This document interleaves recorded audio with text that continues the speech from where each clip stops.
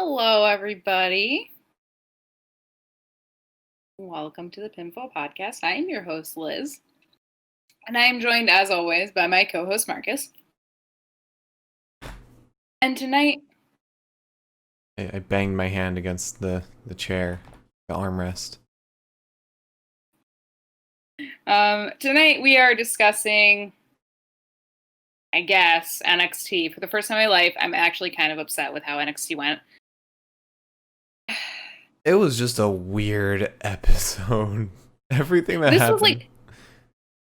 Go on. I was gonna say, everything that happened today was so weird and just out of left field. This was honestly like the quintessential post pay-per-view show, except it's not after a pay-per-view, so there's no excuse. It wasn't even bad. It was just very weird. It was a little discordant. Mm-hmm. I don't know if that has anything to do with the weather. I think a hurricane's about to hit Florida. I think it is. Yeah. I could be wrong. It's supposed to be a big one. Really? Yeah. My friend who lives in Florida sent us the map of what it's gonna look like. And just said, pray for me, guys. Name? Huh? What's her name? The hurricane's name? Yeah. I know your friend. I have no idea. Ugh. I think that's why we're getting so much rain right now. Might be. I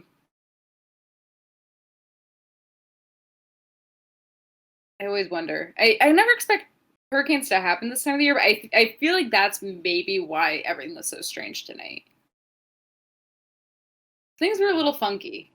I don't know. The way that they also promoted the Rhea Ripley EO fight, I thought that was happening tonight. Do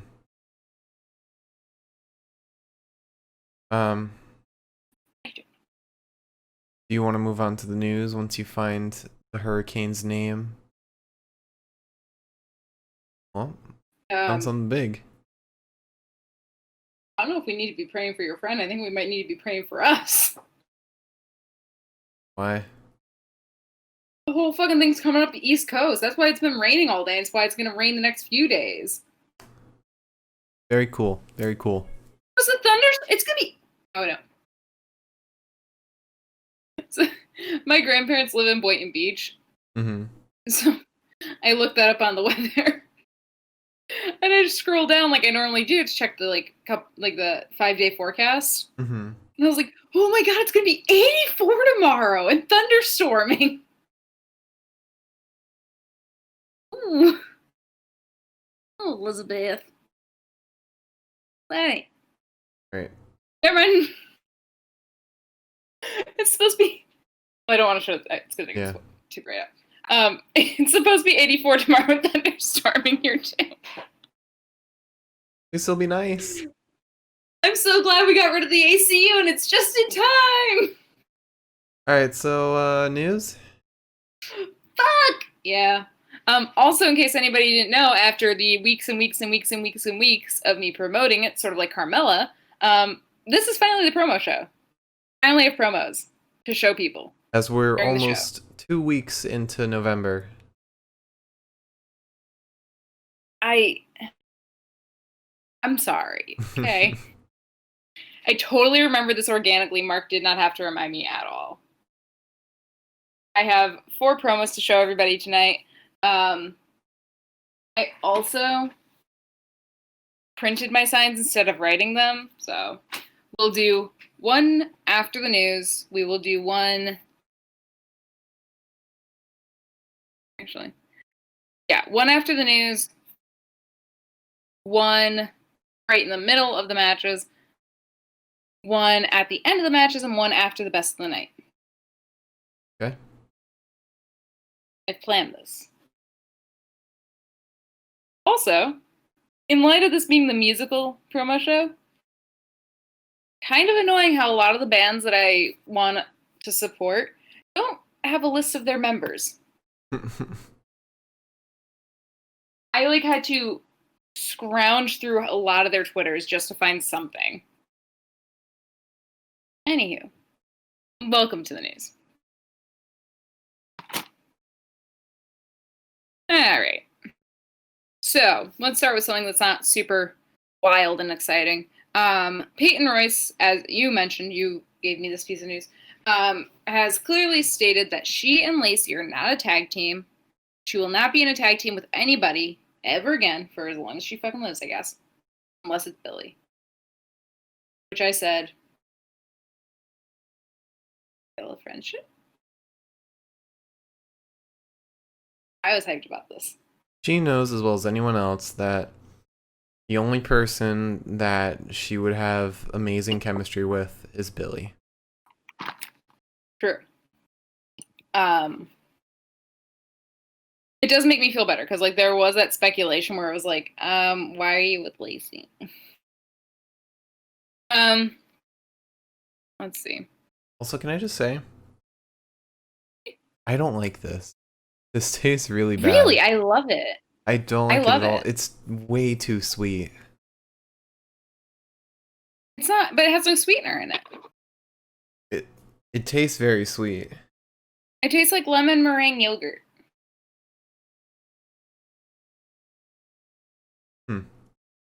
I don't know. That might be why I don't like it. Because the lemon. Too lemony. You like lemon seltzer? Yeah. Sorry, I didn't see that we tweeted.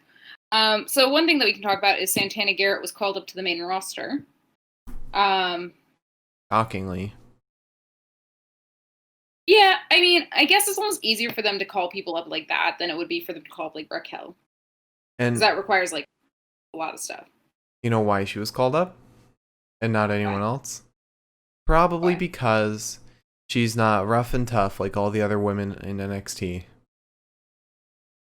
I genuinely do not remember saying, oh, she's the one that dresses like little, like, she's got like, she looks like she's like a circus magician or some shit, right? Maybe. Am I right in that? Santana. Yeah. I don't know if that's exactly how, like, anybody else would describe her. She resembles... But yeah, she dresses all funky. She kind of resembles Mickie James a little bit.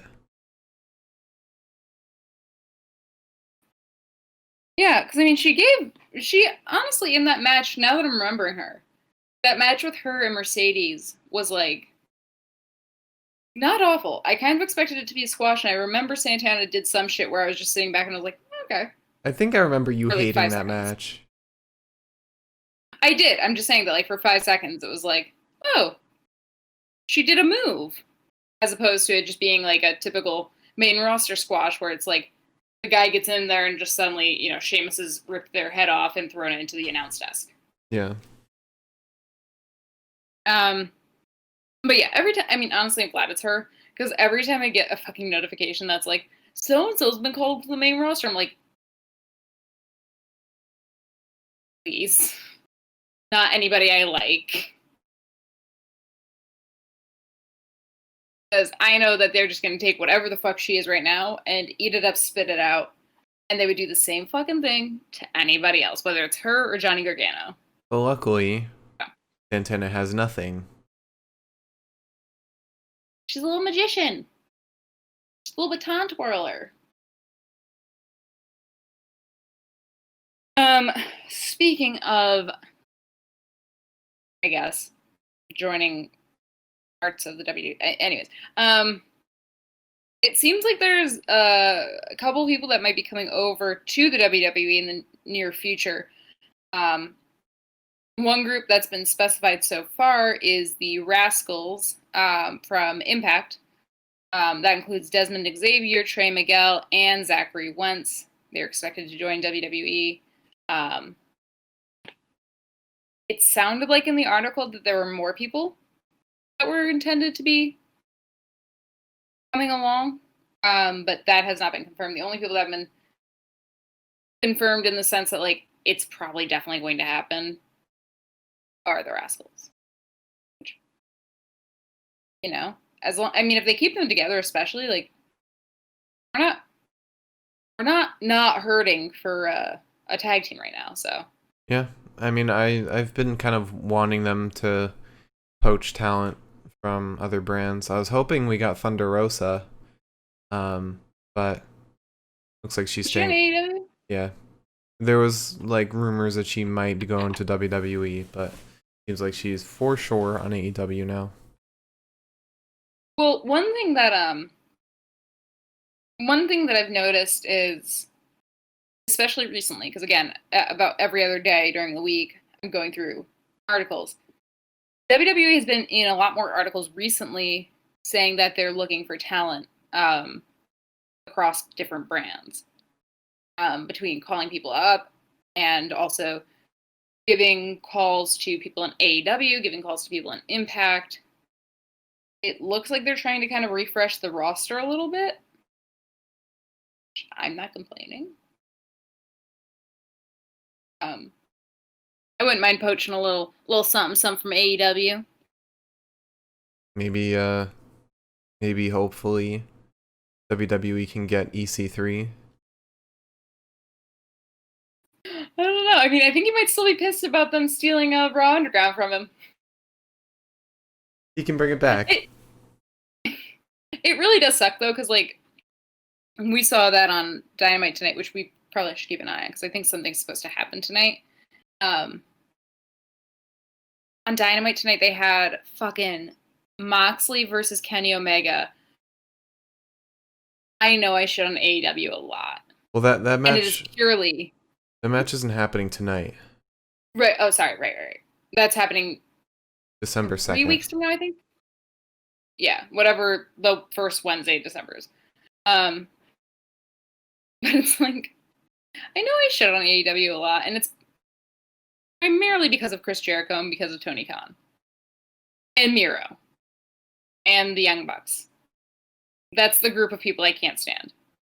However, every time I'm fucking reminded of Orange Cassidy, Kenny Omega, Jon Moxley, I'm just like, Britt Baker. Britt Baker, fucking Big Swole. Every time, I'm always just like, can one of y'all choose just going on a Thursday? Like, I don't care if it's NXT, fine. I just want to be able to watch it too. Mm-hmm. I think half of my hatred is just jealousy at this point. Want to watch Jon Moxley. And speaking of AEW, I have a little piece of news that doesn't affect WWE in any way whatsoever. But AEW is getting a video game. Oh. Yeah, very much in the style of like the 1 year in. That's pretty quick. Yeah, like the WWE games. It's kind of like in the same style as that. Looks really cool.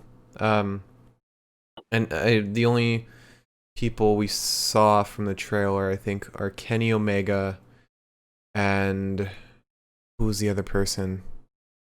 I can't remember. Who did Kenny? Oh, maybe it was Hangman Page. I think that was the other one. That would make sense. But yeah, looks cool. I think the other thing that annoys me about AEW is that like we don't have like TNT on demand. We don't have any of that shit. It's not going to be on Hulu later. Yeah. I cannot watch this. We can watch AEW Dark. Also, to be totally fair, we can record shit on Fubo. Yeah. I think we need to learn how to do that. Because I cannot stand not being able to watch Jon Moxley for any longer period of time at this point. Yeah. Anyways. We'll figure that out later. So, let's see. I have two very fun pieces of news and two, like, whatever pieces of news. WWE is looking to bring back No Way Jose. I heard about that. But it's rumored. They trademarked No Way. Right, but they trademarked No Way, which, like, what else the fuck are you using that for? That could be fun. That could be, something. I think. Maybe Drew McIntyre is changing his name to No Way Calloway.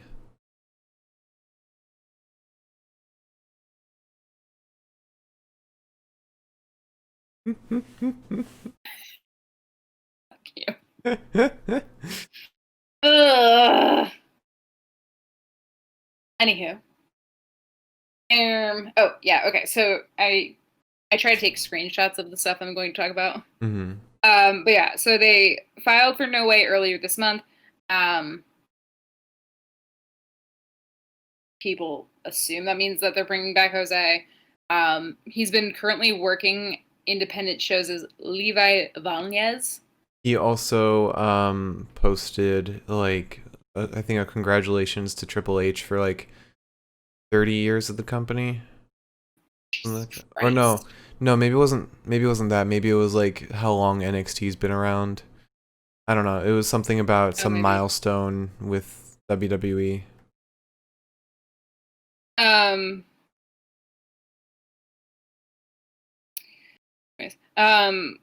But yeah, apparently like he's well liked in the NXT and Raw locker rooms, and like he's best pals with fucking Drew McIntyre. So,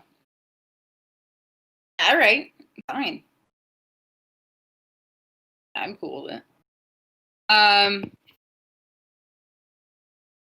But to go to some less than fun news, and by that I mean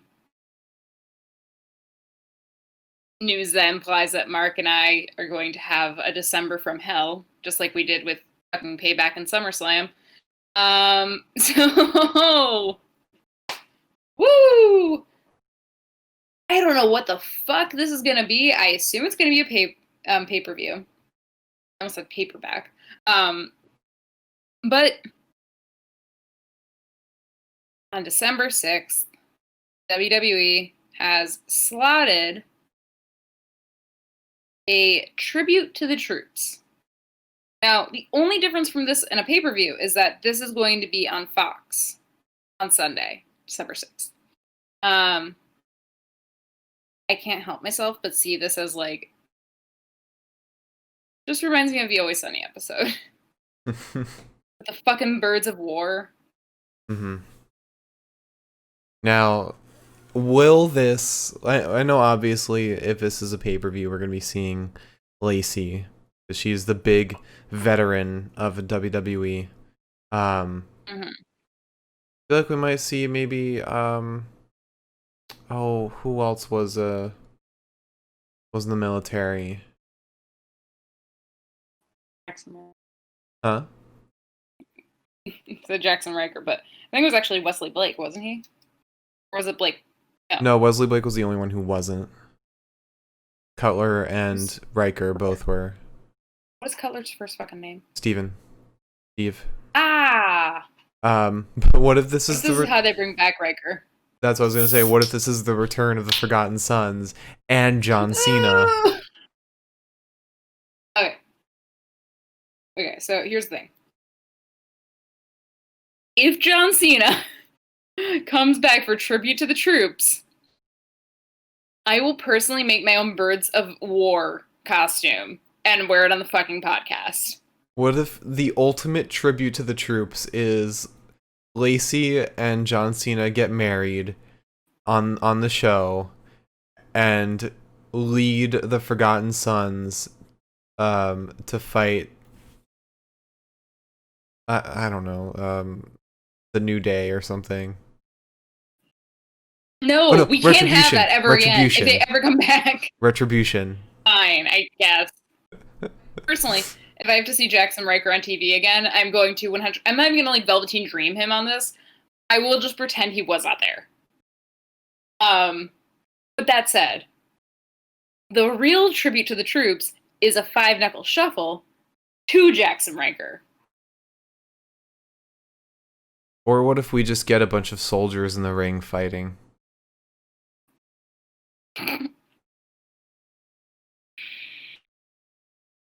Like Royal Rumble, but it's like just soldiers, like just real people.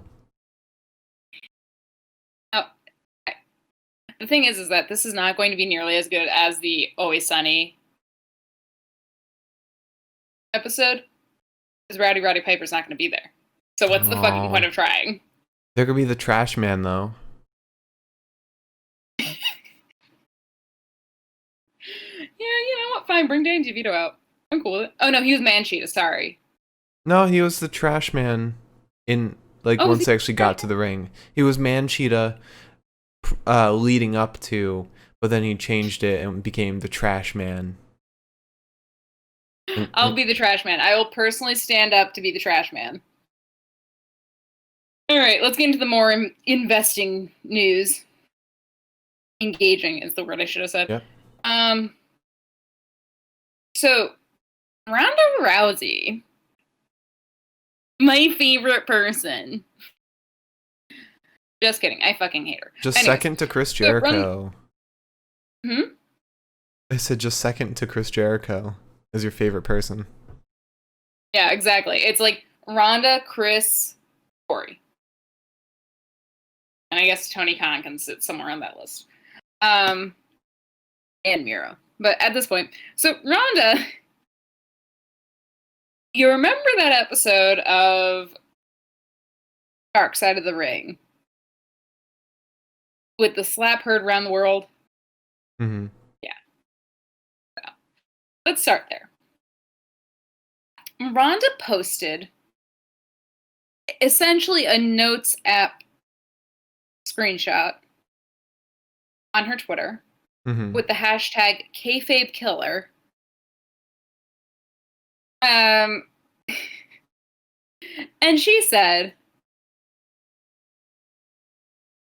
anyone who is outraged by me calling pro wrestling fake fights for fun has never been in a real fight. While you all are tiptoeing around bruising some pro wrestlers' huge soft egos, no one is thinking about all the real fighters. You're insulting when pretending pro wrestling is somehow on the same level of realism. Yes, I understand. Wrestling 300 days a year for years on end is incredibly tough on the body and a difficult profession. But do you know what would happen if you got into 300 real fights in a year? You would be dead. Now, for those viewers who don't know, remind them of the Dark Side of the Ring episode, the slap heard around the world. Okay, right. So, let me make sure I have the right wrestler names while I talk about this. If you don't know what Dark Side of the Ring is, it's a show that basically just kind of throws out all these stories about shitty things that happen in wrestling, from Chris Jericho. Yeah, from Chris Jericho. He did Chris narrate. Benoit. He narrated the season.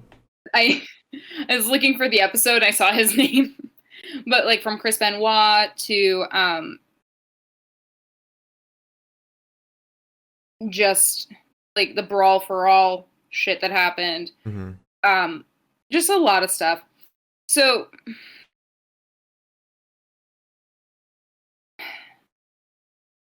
during, I believe, I think this was around the 80s. It was back during WCW. There was a reporter named John Stossel who kind of got like news that like, oh, just so you know, wrestling isn't real. Like, no shit.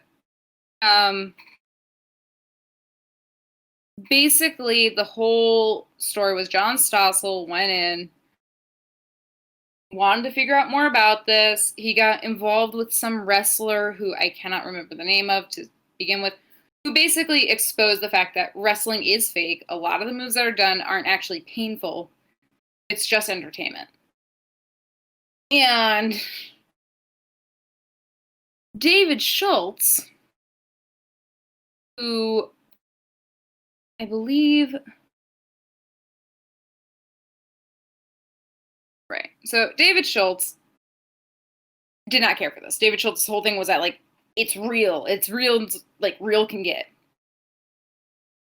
So John Stossel made the stupid fucking choice of going up to him backstage and being like, hey, is wrestling fake? And David Schultz was like, excuse me?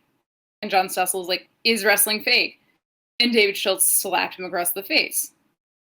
And John Stossel stood up again, and David Schultz said no, and slapped him across the face just once more. Thusly ending his wrestling career. Ironically, actually, if you think about it. To be fair, what was his name? David Schultz, the one that slapped? Mm-hmm. He's insane. He was the slapper. He's insane. Oh, he's nuts.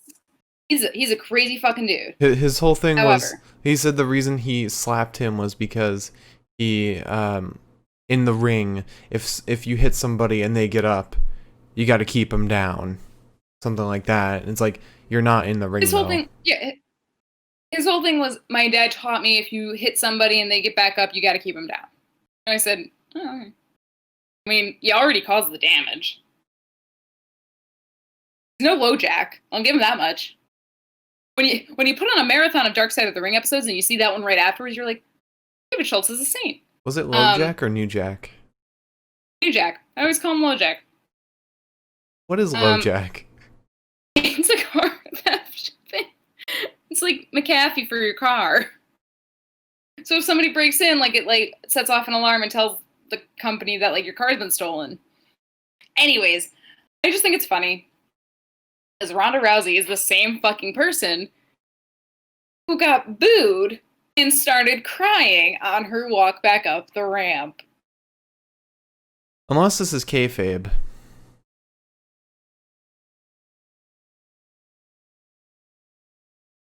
Like, the thing is, like, Ronda, baby girl, this was proven in the 80s. We all know this is fucking fake. It's fun to watch. I don't fucking care. I don't know, man. Shit like that just always, like, blows my little mind. Like, yeah, we get, that's why it's called kayfabe. You can't call yourself the kayfabe killer if it's like, that's what kayfabe is. It's an illusion. And it might be kayfabe. She's the kayfabe killer, Mark. I don't know if it is. Anyways, last piece of news. Much more fun, much more exciting. So I spoke about this, I don't know if it was, I think it was last episode, if not Friday. The Bella Twins made like a little kind of like jokey joke about like how they wanted the women's tag titles. The Bella Twins keep fucking commenting on it. And specifically, they were interviewed recently, and Bree said, "This is what's hard for Nikki and I. When we left, all of a sudden the WWE Women's Tag Titles came, and we were like, wait a second, that's for the Bella Twins. We've been dying to have tag titles. We feel like we have one more run in us, and we really want to go for those tag titles." And I'm about to fucking lose my shit. If I get to live through another Bella Twin run, gone. Obliterated. Farewell. It's been nice knowing you. Because on top of that, on fucking McTop of that, Maurice fucking said that she's considering making a return. She was asked about whether or not she wanted to, and she said, always, the thing about me is I'm like, oh, I have kids, I have a family, but when I start getting excited about something, that becomes something my brain becomes busy with. My husband has money in the bank, WrestleMania might be in Los Angeles. You start adding in all these elements and the fact that I love WWE and everything about it. It's been my family for so long. I don't think I'll ever be not back in some capacity. Very weird way to phrase that, but fine. I was back on SmackDown when I just had a baby, 5 months postpartum. I had a match against Brie Bella, and we were the main event. If you told me that when I was pregnant, I would have started laughing, and it happened. It's really hard to say never. We'll see. A little looser, however. For as much as I shit on the Divas era, because I feel like we got the worst of it right now with Dana, I just want one thing. And I want the little Bella Twin switcheroo in the middle of the fucking ring. I want Brie to pull Nikki out, jump in, and sack somebody because no one can tell the difference between the two of them.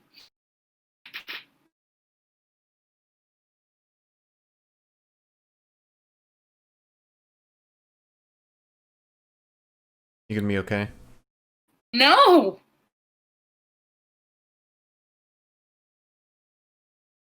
I don't ask for much. I don't think I do. So do you want to keep going? Matches and promos? Yeah, I got a promo. I actually got a promo here. Okay.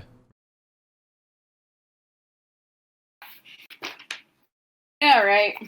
Welcome to the promo show, part 1 of 4. We start with Let's do it over this one. I can just pull the sign off.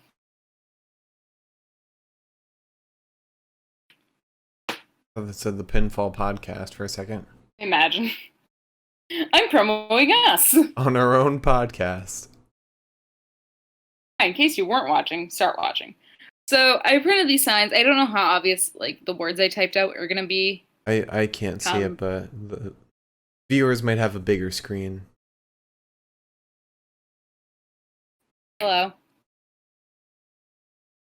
So, first promo goes to the man who gave us our Twitter handle. Also, I want to just quickly add, all links will be in the description of the YouTube video that goes out tomorrow.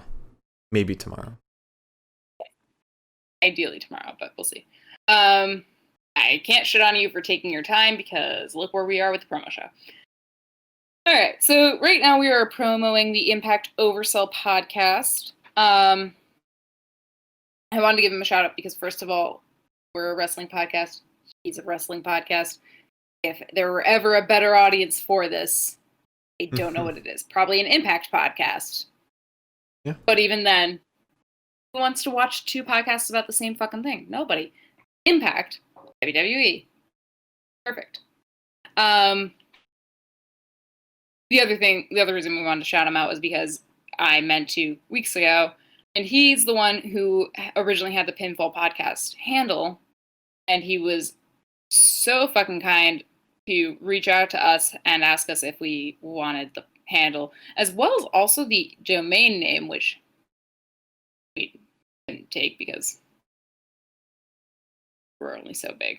But still, I mean, it was a really cool thing to get that message. It was super helpful to us and kind of made me feel a little better. It was a very small thing, but like for some reason that meant a lot to me. As I know it did Mark. Mm-hmm. This is a podcast done by, I believe he's in the UK. I believe, and I'm so sorry, I'm probably going to butcher this name. I'm going to try not to. Shafkat. My fingers are crossed. That's the correct pronunciation. But it's a podcast done by a man named Shafkat, and it is based on Impact Wrestling, as you can imagine. He's currently on episode 6, discussing the November 3rd episode of Impact. I don't know how often Impact broadcasts, but his new episode is discussing Impact, the November 3rd episode, and I believe it is talking about Johnny Bravo, who was shot at his wedding, on Impact most recently, at Bound for Glory. Moose, and the TNA title. This can be listened to on a multitude of platforms, including the following, which are, if you go to his YouTube, which if you just look up Impact Oversell, his icon is actually much more helpful than ours would be. It actually says the name of the podcast. Novel concept. As well as if you look up impactoversell.com, there's a very easy to find like list of all of his podcasts. Like you can just listen to it once you go to this website. Especially if you're on mobile. If you just look this up on mobile, it just like straight up pulls up all the podcast episodes. I have not looked it up online. Sorry, my arm's like breaking right now. But yeah, and also his Twitter is at Impact Oversell. I highly recommend people check him out, give him a follow. I like to support all the wrestling Twitters that we can find, so I support this one. I mean, honestly, getting that message saying like, "Hey, do you want this fucking Twitter handle?" I was like, "Oh my gosh!" Yeah, and I feel alive again. Thank you very much to him if he's watching for the handle. Much appreciated. I'll try to give a shout out on Twitter as well. Okay. And again, all links to these friends of the show will be posted in the description of the YouTube video when it goes out. I feel like we're PBS when we say friends of the show. But yeah, please check them out. I honestly want to start listening to it just because I want to fucking learn more about what's happening at Impact because a lot of stuff is happening at Impact right now. Also, one of his most recent episodes was his wife, who does not watch wrestling, reacting to the wedding for Johnny Bravo, where he got shot. I have not watched it yet, but I really want to because I'd love to know what somebody outside of any wrestling sphere thinks of it. Mm-hmm. But oh, fuck me. Dude, my depth perception is absolute trash. All right, so now on to the real show. 47 minutes into the podcast. Oh, shit. We took 40 minutes with the news. I love the news, dude. I just love doing the news. All right, so we started off with Johnny Gargano's Wheel of Challengers. Because Johnny loves wheels now, although maybe not anymore. He had a wheel that had all like a bunch of people's names on it. Then Leon Ruff was written in to one of the slots, and he wants a challenger for the North American title. So he spins the wheel. It goes and goes and goes, but it starts to turn back, and then back again, kind of focusing on Leon Ruff, which it lands on. And so Johnny fights Leon Ruff, who's very happy to be just there in the first place. And so, Liz, would you like to get us into Johnny Gargano versus Leon Ruff? The most legendary match of all time.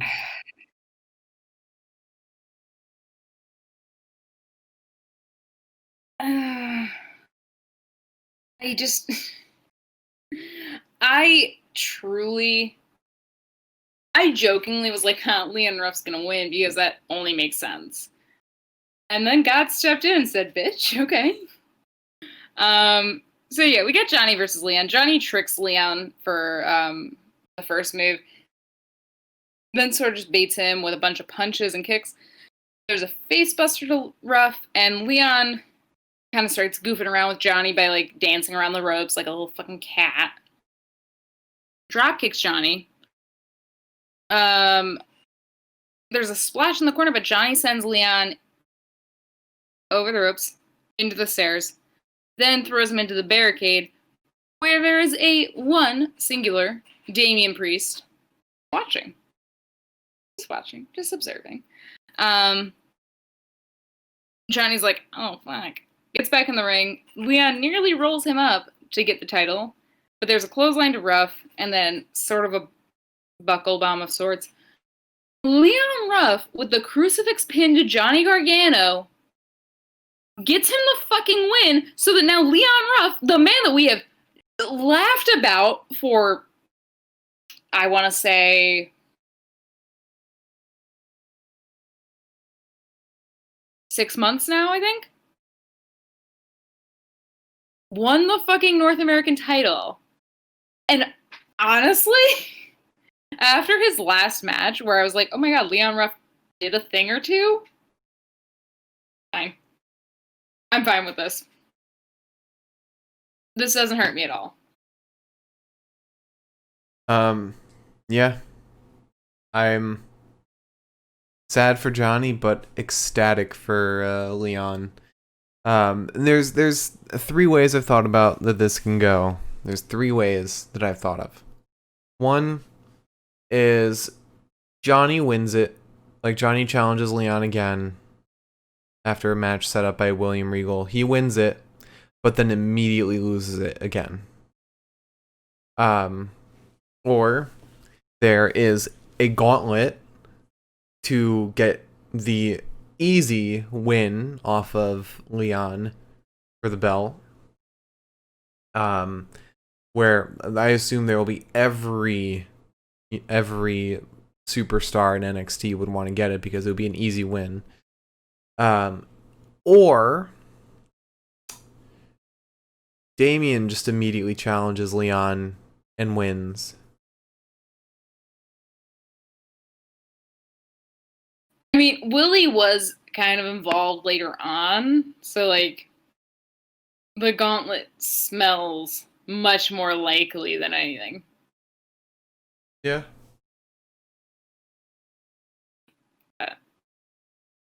It was honestly, I kind of thought like, well, there's no reason that this would happen, especially since Johnny's trying to prove that the wheel doesn't actually like have any control over his life.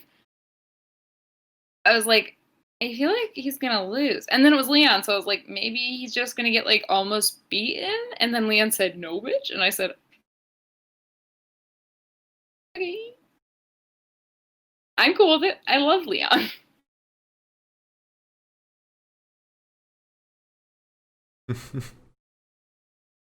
Now what they could do is wait until War Games to have another challenger, and then have Leon successfully defend the title, which would be, again, legendary. Because winning's one thing, but defending it is a whole nother thing. But after that, we had a little interview with Leon Ruff backstage. Everyone's happy for him. Damien's so happy for him. But he said, you better watch your back, because Johnny's going to come kick your ass for that soon. And then Johnny storms in, and he's pissed. He's like, this is a goof. It's dumb. I'm still the champion. Damien's pissed at him. Johnny's pissed at Damien, but Johnny's mostly pissed at William Regal, who's just listening right now. He's not saying much. He's just keeping his ears open. He's probably not even with his ears open. He's probably just planning the next gauntlet in his head. Johnny's talking, it's just gauntlet, gauntlet, gauntlet, gauntlet, gauntlet. He's like, if I put Bronson Reed against Timothy Thatcher here, and then on the other side of the bracket, I can put Dexter Lumis and surprise guest Rhea Ripley, and then Shawn Michaels I'll throw in at some point, and then surprise guest in the finals will be Vince McMahon himself.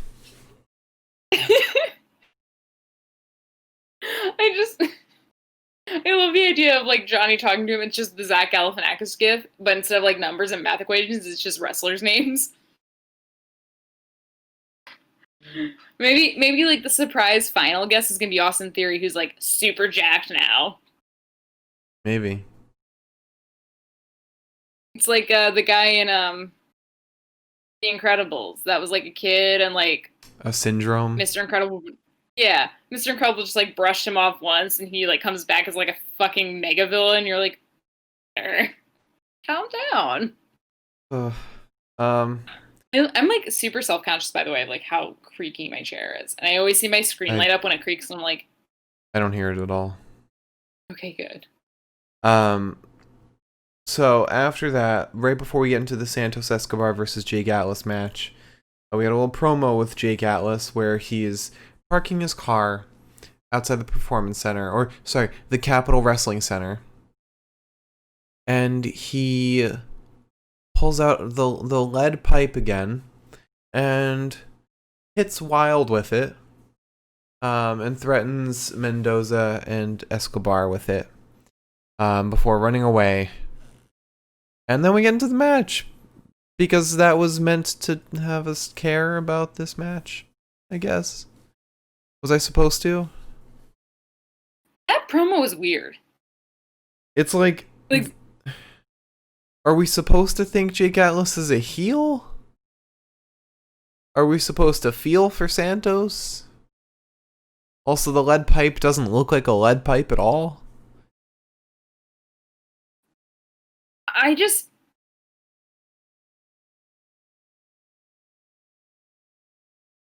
don't like. I feel like it's weird that he's just like sitting in the parking lot, just like waiting. Yeah. I don't know. I'm super tired of the whole cruiserweight championship scene. I know I say this every NXT, but they have given zero reason to care. Since Drake Maverick left that scene, I have felt zero reason to care.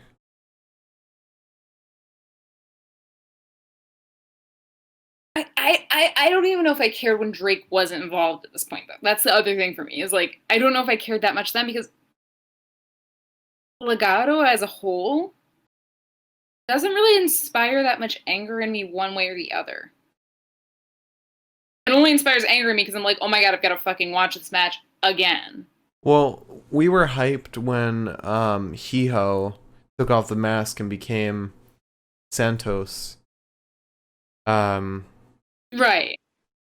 and then when the match between Santos and Drake happened, where Drake got injured, that was exciting. But that's when he left that scene. Um, We also never got a finishing to that story. we didn't at all. And I think that's what we're building up to, but I have no clue at this point. But anyway, you want to get us into this match? Yes. So yeah, Jake's become a madman with a steel pipe. But also, I do want to quickly discuss before we really fully go into the match. Jake's got new music. Mm-hmm. And on top of the new music, he's also kind of got a matching kit to go along with it. I missed the jacket. I'm gonna be honest. I kind of wish that we had sacrificed the background screen for the intro. Yeah. Or the jacket.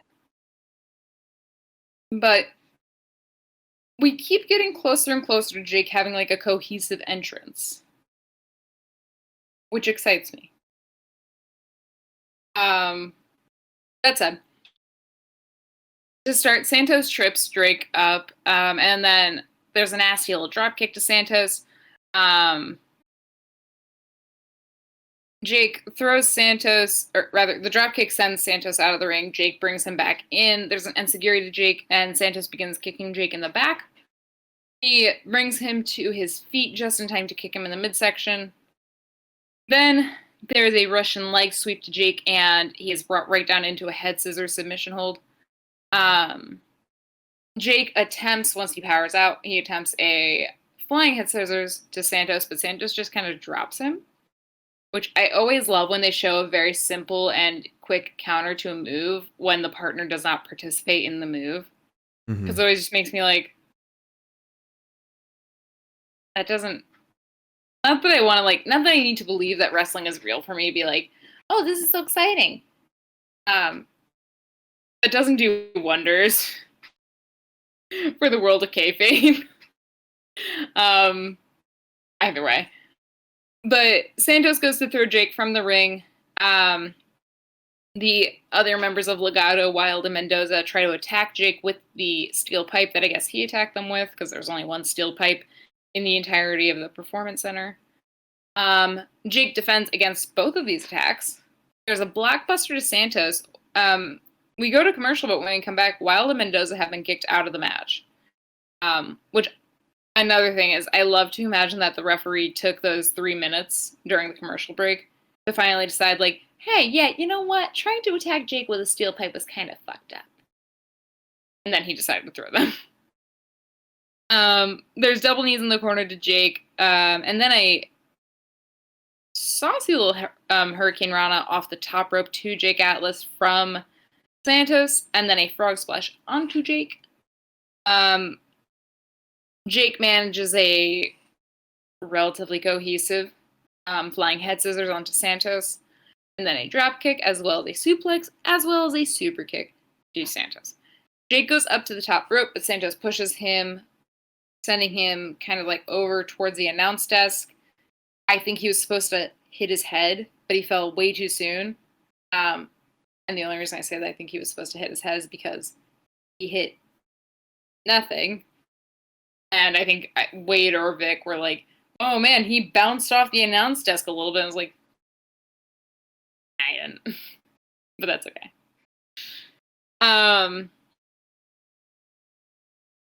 So Atlas gets back in. He socks Santos in the face and is then kind of, rather he does not get back on. Sorry, they're still ringside at this point. But Atlas is then thrown into the steel steps, full body once, and then face first a second time. Jake pulls Santos neck first down onto the top rope to kind of give him a little more breathing room. Santos somehow manages to go from getting pulled down face first, or neck first rather, on the second rope in front of the announce desk to being outside of the ring on ramp side. Jake sees this and gets back into the ring. and then like trips head first through the fucking second rope onto Santos towards the ramp. The fact that he didn't break his fucking neck is impressive to me. That was bad to watch. I watched that and just saw Jake like kind of fall and like reach into Santos. I was like, oh. You could see like the slow-mo like But he as he like went through. He recovered well. He recovered well from it. True, he did. Had we not been like watching as like closely as we were in that moment, we probably would not have noticed. Mm-hmm. But there is a roll up to Santos. Santos counters that with a roll up to Jake. Santos then sends Atlas face first into the middle rope.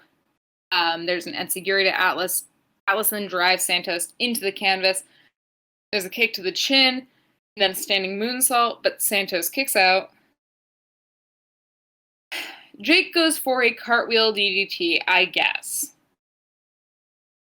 And what I mean by that is, Jake got up to the top rope, holding Santos' little hand, cartwheeled on the ropes, as you would for a cartwheel DDT.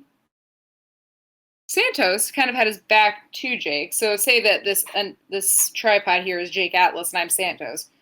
Santos is about standing like this, with his back to Jake. Jake lands in front of him, not making any contact, but also not clearly fucking the move up. And Santos just, like, pulls him down by the arm to win.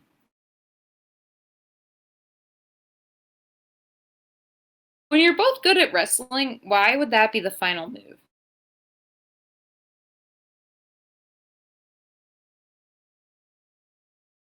Jake was kind of sloppy today, unfortunately. He was a little messy. He was a messy boy. But,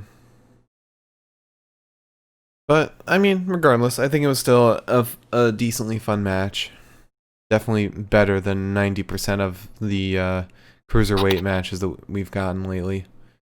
Especially since this one didn't really end with a distraction or cheap trick or something. But after that, we had a little promo. I guess that's true. We had a little promo with... No, it's fine. We had a little promo with Shotzi, where she's just going off about her tank and how mad she is and how she wants to get back at Candice for it, and how Candice is mainly her target, even though internally I'm screaming, go after the title, Shotzi. The prophecy must come true, Shotzi. Go after the goddamn title, Shotzi. I picked you to be the next NXT Women's Champion. Please don't let me down. She might. But after that, we were supposed to get Raquel Gonzalez versus Xia Li. However, Boa comes out, bows to Raquel, and says that he's very sorry Xia couldn't make it. And Raquel's pissed, saying that like her time's wasted, like she called her out.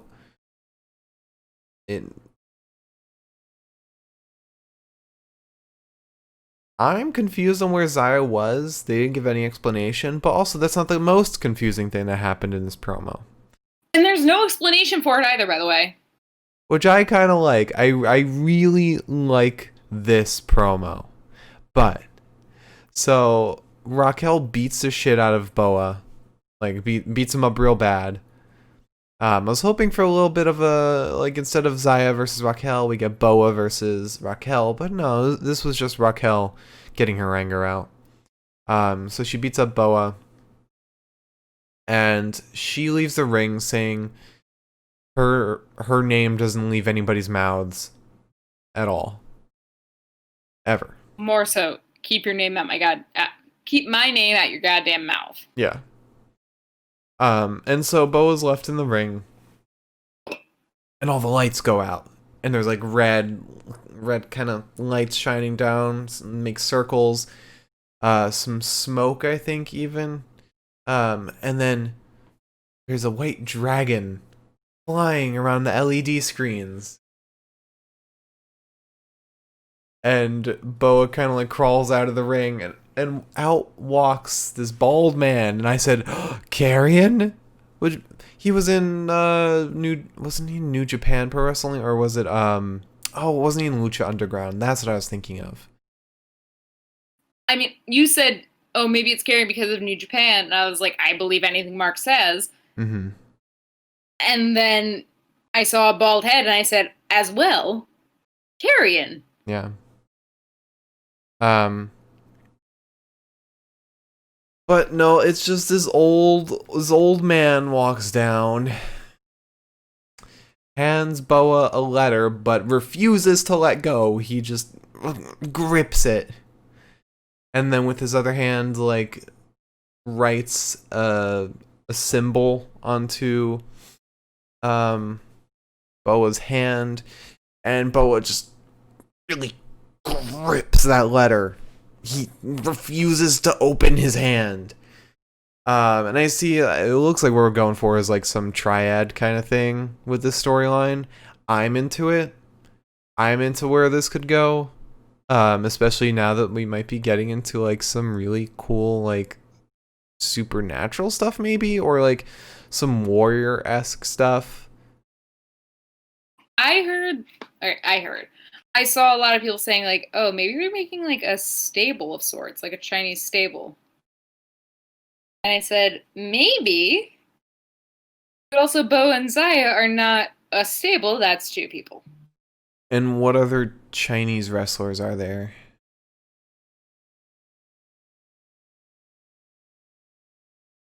I'm not mistaken. I don't think there's any others, at least on NXT. Yeah, no, because I mean, there's Asian wrestlers, but I don't think there's anybody else that's predominant in terms of being Chinese. Yeah. I personally don't think a stable is possible at all. But I am very interested to see where this goes. I'm interested to see where Zio was tonight. And I'm looking forward to where this goes. Shockingly, because I was never into Xia Li ever. I was not into her gimmick. I wasn't into the storyline and her kind of desperation. But now I'm in. But after that, we had a little promo with August Gray and Timothy Thatcher, where they start off just beating each other up, right off the bat, and their fight goes through the halls of the Capitol Wrestling Center. Oh, I missed something right before the commercial. What did you? Huh? I didn't realize that you had. Right before the commercial, prior to this promo, there was a little promo just showing Dexter Lumis drawing a nice cartoon, to a crowd of people. How could you overlook this? I wrote this one down too because you know what? That's my boy. That's my little artist. Yeah. And so August and Timothy are fighting throughout the Capitol Wrestling Center, and then they happen on that room where Dexter was drawing. His drawing is still standing up. And they start fighting, and then Timothy sends August crashing into the picture. And Dexter's mad. Dexter's real pissed.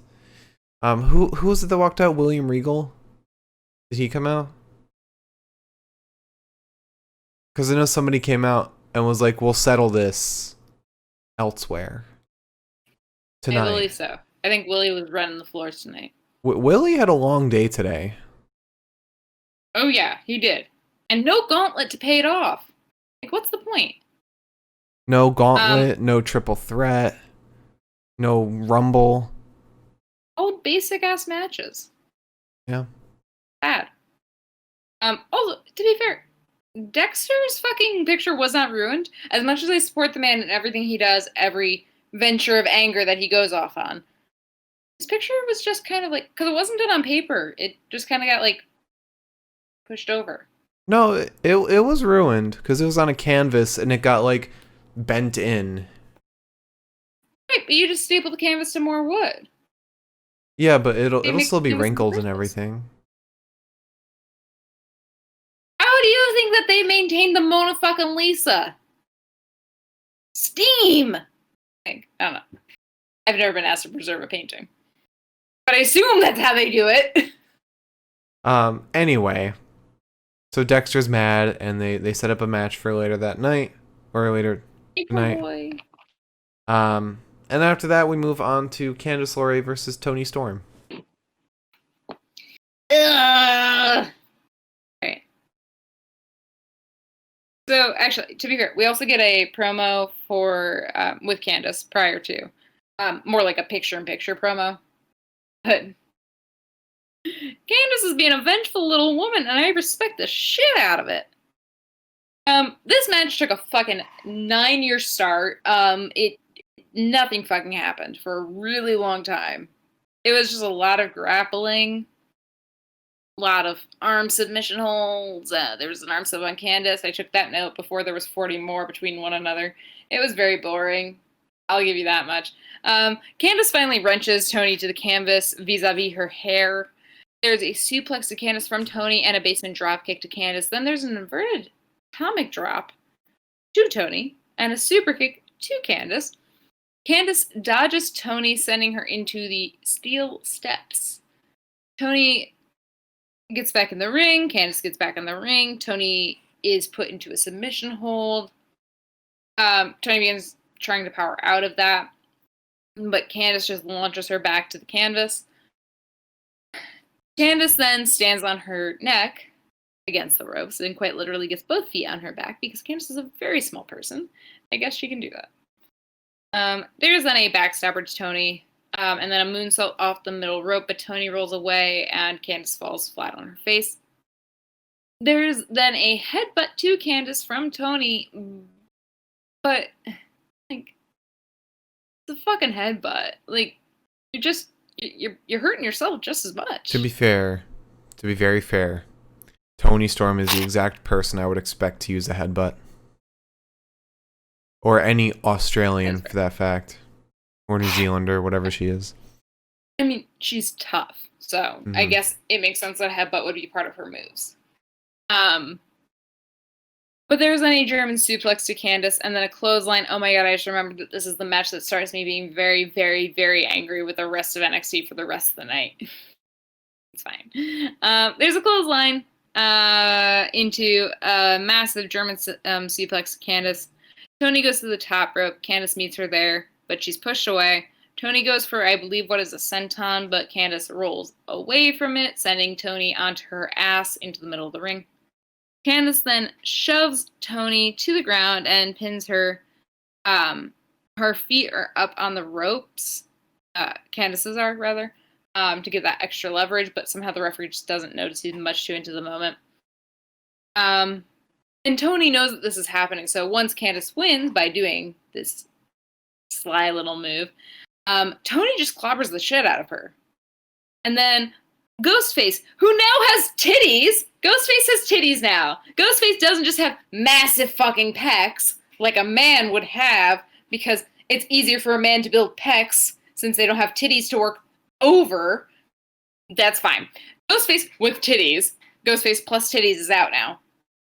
So Ghostface plus titties comes out, beats up Toni Storm while Toni Storm is beating up Candice, and then Shotzi comes out. Ghostface beats up Shotzi. Ghostface, oh my god, big reveal, it's fucking Indy. Holy shit. Don't know why we used a man in the first place, though. Don't know why we used a man. Don't really understand it. I don't get it, and it makes me incredibly fucking mad. Because now everyone's like, oh my god, NXT so smart. Ha, Ghostface is Indy. No, it doesn't make any fucking sense. Hey Liz. I feel like you're overreacting a little bit. I'm not. Are you sure? You're freaking out over Indy Hartwell. That's the problem. That's what makes me angrier. It's like a fucking vicious cycle. It's Indy Hartwell.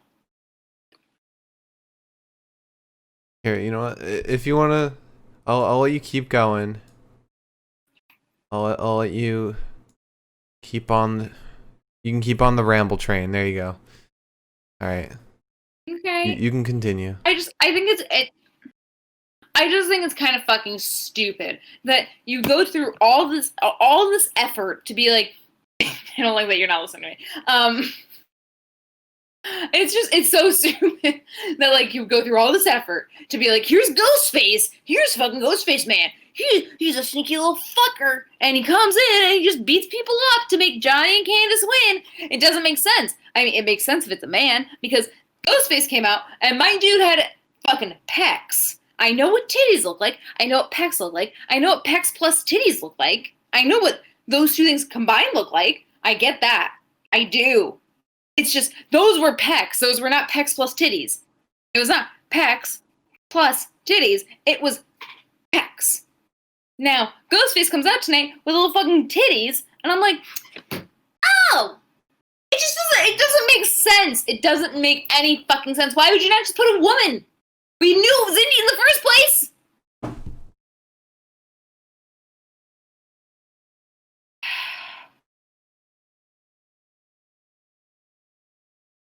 Do you have me on mute? No, I don't. Because if I did, they would just be listening to silence this whole time. Yeah, I'm glad I have my point across. Did you mute your own audio for this? No. Your headphones, you didn't? No, I didn't mute anything, Liz. Do you know exactly what I said? Yes, I did. That I know what pecs plus titties look like? Yes, I know. It's fine. It's just not. So after Because that, WWE we thinks had they're so Breeezango. fucking smart for doing what they We had a did, but they're promo with not. Breeezango.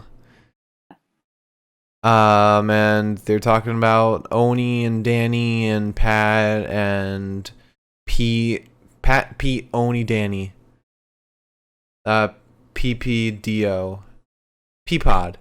It's the P-Pod. Pat, Pete, Oney, Danny. P-Pod. That's their new stable name. They're the P-Pod.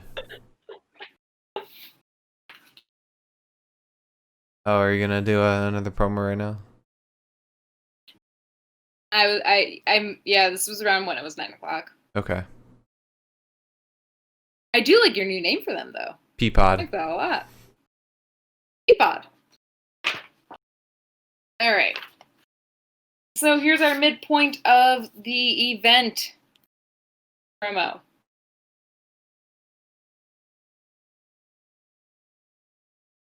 Again, just go back to what I was doing before. Don't worry about all the small text, everybody. All links will be in the YouTube description, Liz, you do not need to get it that close. All links to all the promos will be down in the description. I just asked that Liz send me all of the links before I start editing. I'll give you all these papers. Olivia? It's on you. All right. So this is actually a musical promo for our musical promo show. This is a band called Malloy. Very easy name to remember. I grew up in the same area as these guys. Their Twitter, I think, or their Facebook says that they're from Valencia, New York, which is true. I don't know how true that is for the other half of the band. There's 4 people. But yeah, I grew up in the same area as these guys. They're from technically Valencia, but from a broader span, Albany as well, I believe. My sister went to a concert that they performed in like 10 or 8 years ago, and I still remember the CD, if not own that CD that she bought from that concert, which is kind of crazy. But it's both Alex and Chris Malloy plus Nick Caven, I believe. Now, this is this is an example of a band that does not have all the names of their members online. It just says Alex and Chris Malloy, which I think they went to our neighboring school system or something when we were growing up. But I believe there's also Nick Caven, and this guy only has his Twitter But his Twitter is J Mantis. I don't know if that's his actual name. It might not be. If it is, awesome. But yeah, they're out of Albany, New York. I believe that they're on the brink of releasing new music. They released their most recent song called This Feeling about 9 months ago now. I think it was in February. And it's pretty much, as my sign dictates here, it's kind of pop and pop punk and like a little bit of country.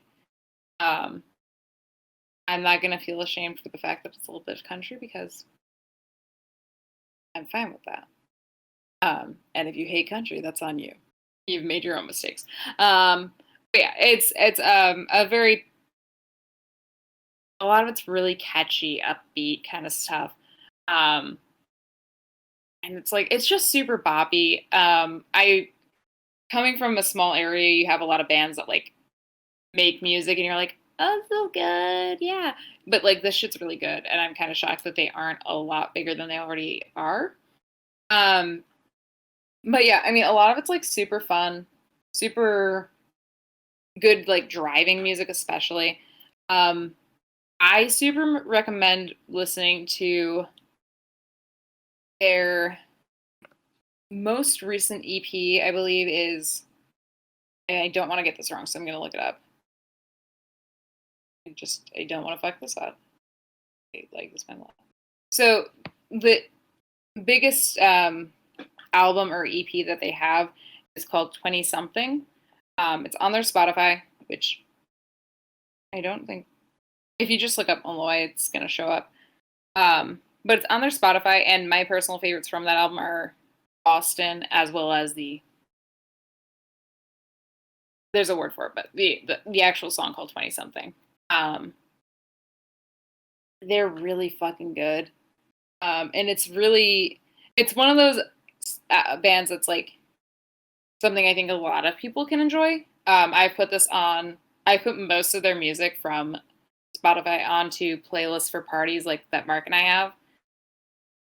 And people always enjoy it. So it's a very wide-reaching genre, whatever you would call it. So I genuinely like recommend checking this shit out, adding it to your Spotify likes.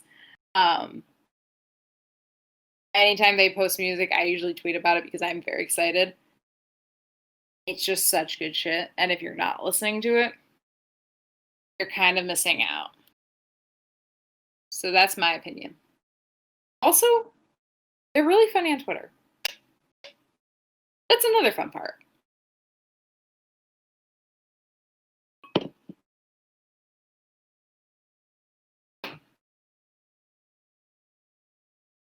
So now, back on to the show.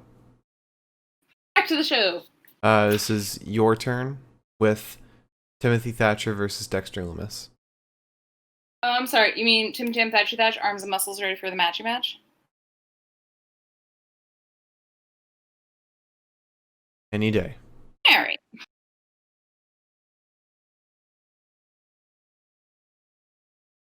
My sweet, sweet, sweet Dexy baby versus Tim Tam Thatcher Thatch, arms and muscles ready for the sanctioned matchy match. So to start, Dexter just kind of pounces on Timothy, which I thought was very cute. I don't really know what it was meant to do, but it was very sweet. And just kind of punches Timmy around a little bit. Timothy punches Dexter, then there's an ankle lock on Dexter, which is always fun until you remember, oh wait, no, he actually did injure his ankle, so like, So there's a belly-to-belly suplex to Lumis. And Tim Tams is like, haha, suplex time. I'm here. I'm ready. And Dexter's just like slithering around the fucking ring like a little goddamn snake. Because nothing hurts him. Except himself, apparently. So there's a front face lock onto Dexter. And Timmy just kind of uppercuts him real fucking hard. Then there's an ankle sub onto Dexter, but Dexter just kind of brings Timmy around into a headlock. We go back into the leg sub, and then a bow and arrow submission to Dexter. Dexter doesn't care for that shit. Fucking spikes Timothy down at the canvas into a spine buster. And then there's a standing dropkick to Timothy. Dexter just launches Timmy from the ring. Dexter follows him, gets kicked outside of the ring, and then sent into the post. A sweet, sweet boy. Then there's a suplex to Dexter and an arm submission onto my sweet lad. Dexter kind of just gets mad, slaps the shit out of Timothy. But Timothy stomps on Mr. Dexter's whole fucking head. Just entire head under Timothy's boot. That looked bad because it looked like it made full contact and was full force and everything. I know. I didn't like it so much. So then there's a kick to the stomach of Timothy, and then a belly to back suplex. And Dexter may have hurt his arm doing this. I'm not really sure if it's real or if it's fake, I guess. But in the belly to back, Dexter just kind of like landed straight out on his arm and then kind of seemed bothered by it for the rest of the match. It's a very small thing, so that makes me realize, like, that makes me think that maybe it's not fake C's. Mm-hmm. But we'll see. Time will tell. And I guess I guess Dexter did a kip up after the suplex. I wouldn't know because I'm not allowed to watch Dexter Lumis kip up anymore, apparently. Which is fine. It's fine. I totally don't want to see that.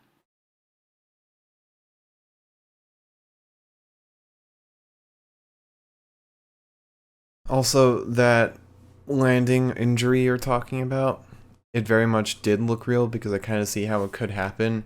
When he was doing, I don't know the name of the move. It's kind of like a spine, I think it's a spine buster. When he was doing the spine buster, he kind of landed with a stiff arm against the mat. And there was, because it looked stiff, there was no like cushion to stop the blow. That's just my speculation. It might not have been how it actually went. Might have been fake. But if it was, Dexter Lumis really sold it well.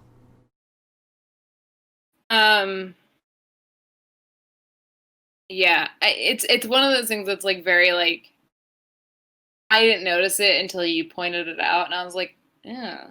I feel like that's not a good way to do an injury, I guess. Mm-hmm. But also, who am I to say? Then there's a senton to Timothy and a bulldog to Timothy. Like, Dexter fucking kicked up, then did a bulldog, and I said, oh my god, it's my favorite things. Like, instead of like raindrops on roses and whiskers on kittens, it's kip ups from Dexter and bulldogs to Thatcher.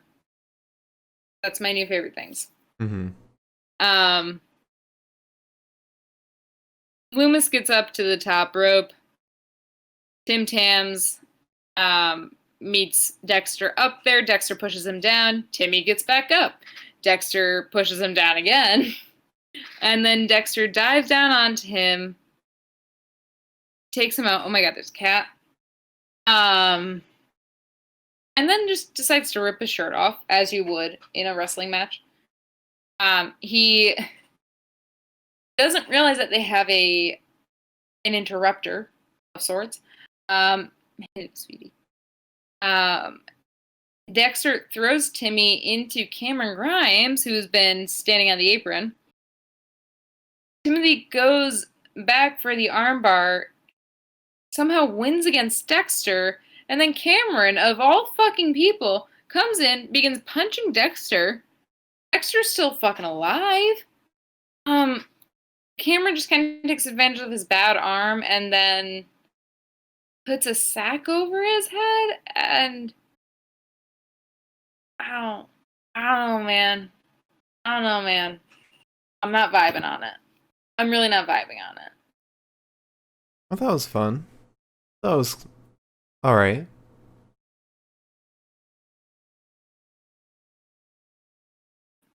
I didn't like it. Nobody I liked won. You don't like Tim Tams? I like Tim Tam, but he won, but like in theory he didn't win because Dexter interfered. So like, is that really a win? Liz doesn't like Tim Tams. How dare you, you little fucker! All right, so after that, and after this, we had an interview with Johnny Gargano, where he's going to Mr. Willie Reeg's office, but in the interview, takes Mackenzie's mic and knocks on Willie's door. Says he's calmed down, and he just clarifies that was a joke. It was a goof, and that he's the real champion. Willie Reegs reiterates that Leon Ruff is the champion. And that's it. And then Johnny snaps and says that he rigged the whole thing. It's all a sham. And I can guarantee he hates wheels again. And then after that, we had a promo with Tommaso Ciampa. Don't really know what he was talking about. He seemed to be just going on a little bit of a rant. I feel like this is the Ciampa way. Just have a little feud with some small guy, lose a bunch, rant, move on. So yeah. And then after that we had a little vignette, a little prime target thing with Rhea Ripley and Io Shirai before their title match next week. It was alright. It was very interesting seeing Rhea's reaction to her perception that she was going to be going to WrestleMania, fighting Charlotte against this massive crowd in a football stadium, and then it ended up just being in front of nobody. They do this so often to me. Like, they show, like, Rhea's, like, WrestleMania kind of aspirations and shit like that.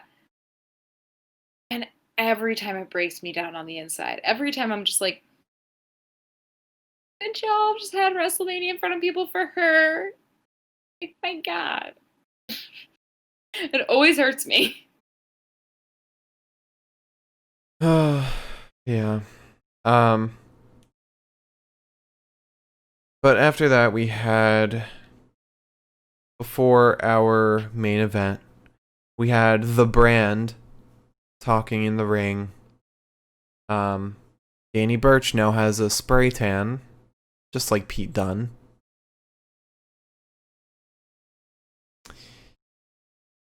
Boy.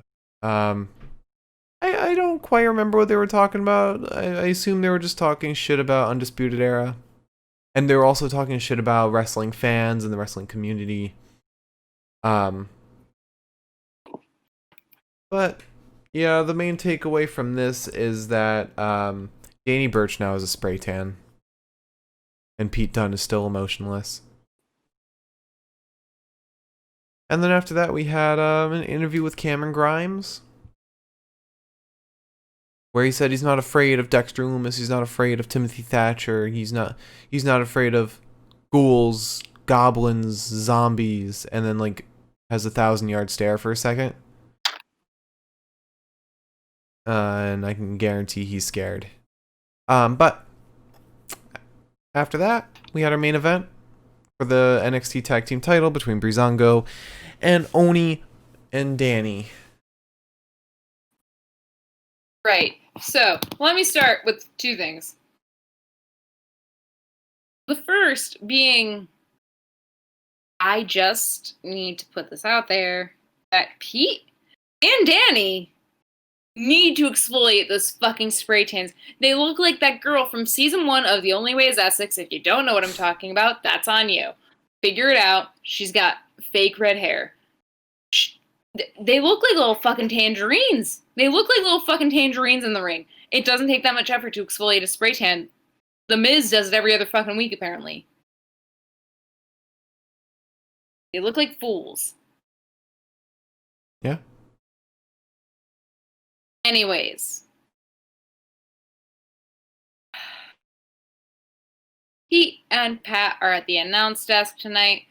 Pete is obviously not saying a goddamn word because Pete Dunne does not say any goddamn words, so help him God. Pat, however, is talking his little ass off because apparently that's all he knows how to do, besides punting people, which we'll get into later. Anyways, so, very excited. So we start off with Oney and Danny beating up Breeezango. Breeze and Burch are on each other, and Oney and Dango are on each other. There's a back body drop to Oney from Fandango and a catapult to Burch from Breeze into the barricade. We actually start the match with Fandango versus Danny Burch. Fandango just kind of begins punching the piss out of Danny in the Breezango corner. Breeze gets in. He's kicking Danny quite a bit before Drake stopped. Oh, no, okay. He's kicking Danny a lot until Drake Wirtz, referee, stops him. Or as I like to say, referee. He's a QAnon guy. Before QAnon Drake stops him, there's a suplex to Danny. Danny kicks Breeze. Oney gets in. Oney goes for a suplex, but Breeze holds him off by putting his leg between Oney's legs, I guess. Kind of wedging it, making it harder for him to pull. And then he drives Oney into the Breezango corner. And Dango gets in. There's a forearm tackle to Oney Boney Bananagrams. Danny tags in. There's an uppercut to Breeze, and then a team offense from Breezango with kicks to Danny's head. Breeze ducks Oney, who takes out Fandango. Breeze then sends Danny to the announce desk towards Pete and Pat. Pat looks really upset that Danny was thrown towards them. Like, he looks like he got some shit on his face. That's how he reacts. I don't know why. Breeze then tosses Danny back into the ring. Danny launches Breeze into the top buckle before stomping on him. He gets Oney in. Oney pulls off a Boston Crab onto Breeze. Breeze then sends Burch into the corner. Burch gets Oney in. Breeze gets Fandango in. Fandango takes Burch out. There's chops to Oney. Burch is launched from the ring, basically. Fandango pulls Oney's chin to his knees. And then there's a clothesline and a Falcon Air to Oney. Burch breaks the cover, and Breeze kicks the absolute piss out of him. Then he dives out onto Burch, but Burch rolls away, so Breeze dives out onto absolutely fucking nothing.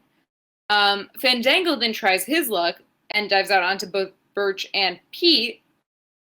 Then there's a moment where we are on the second rope with Fandango and Oney. Oney tries to take it up to the top rope, but Pat McAfee interferes in the sense that he distracts the referee.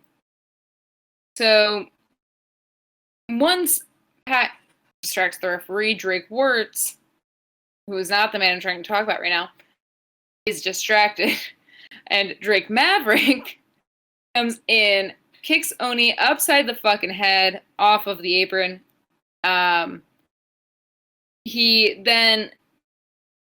notices that Drake Maverick's there, goes to yell at him. Drake dives off of the apron that he's on onto Pat.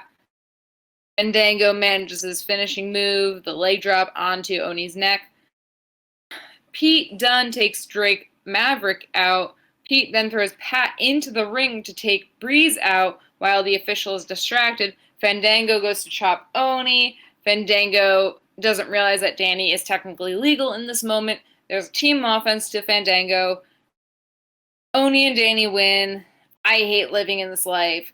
I don't fucking care about what happened after this. I'm pretty sure Drake and everybody else got involved in beating each other up. It's fine. It doesn't matter. I just need to talk about something. One thing. Very specifically one thing.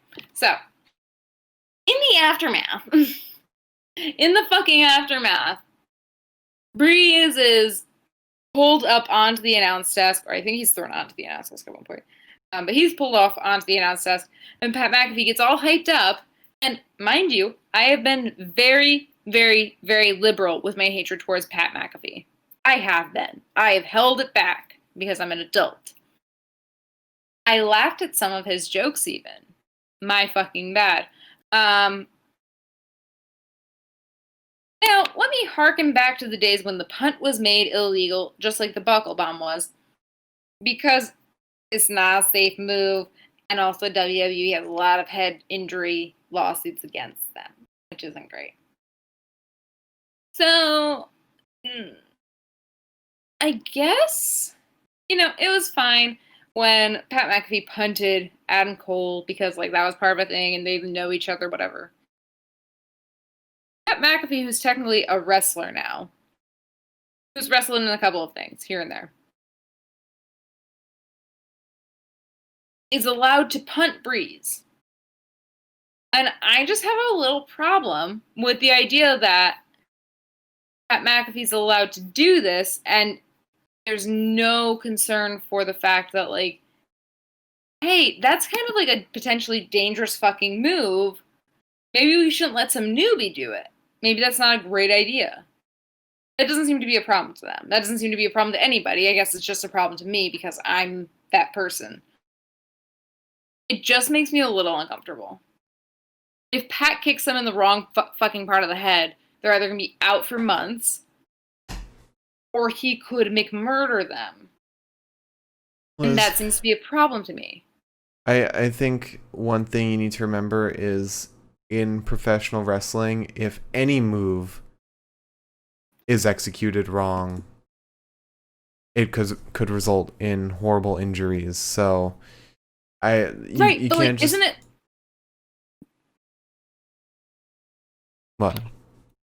I was just gonna say, it's one thing if somebody, for example, Ridge Holland has been a wrestler, I believe. Well, that's not even a good example.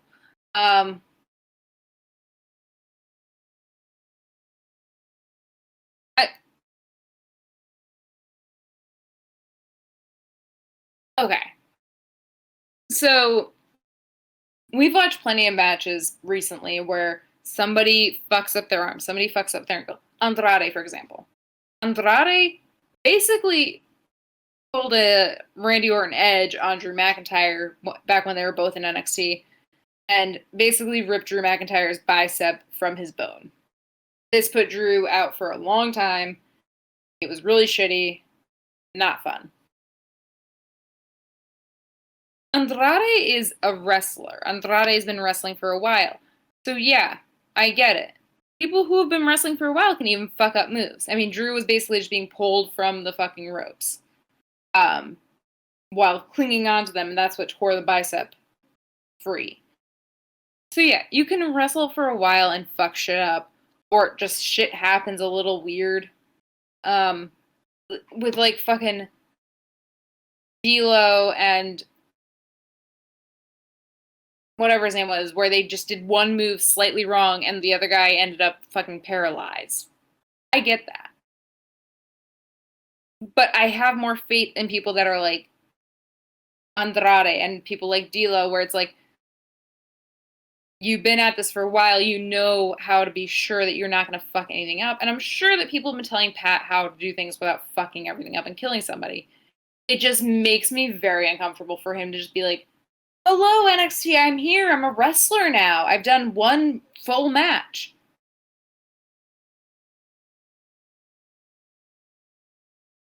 And then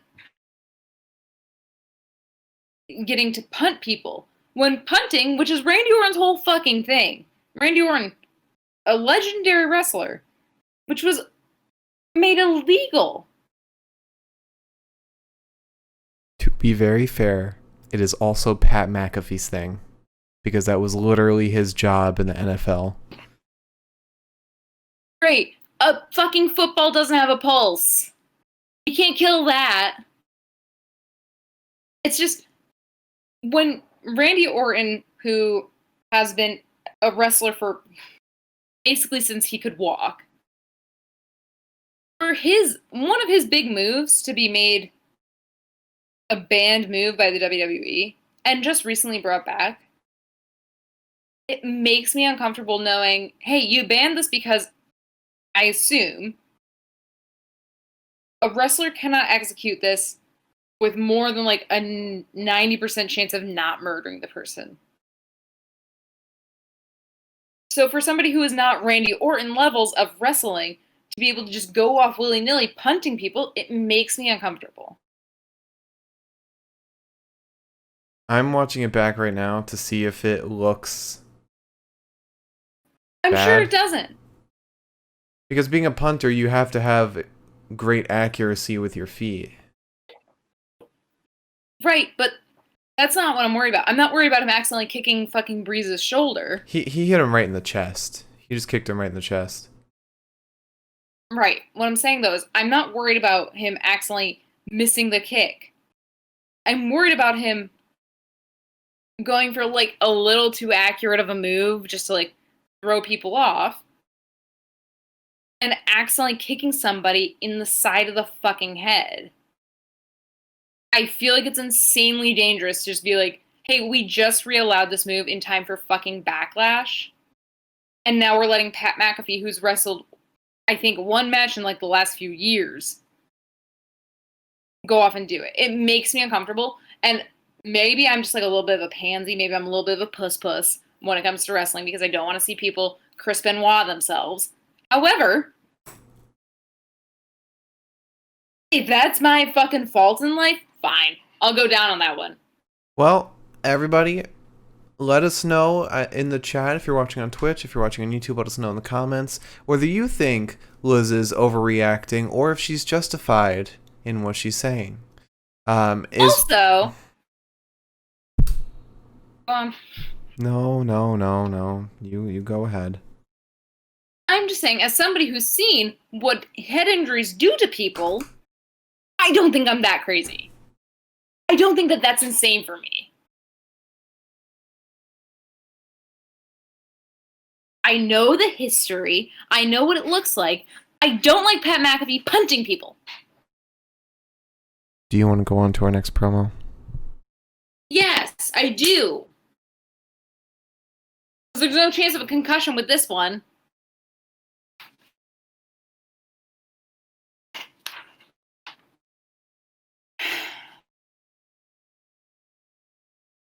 Alright, do you mind if I talk about these guys?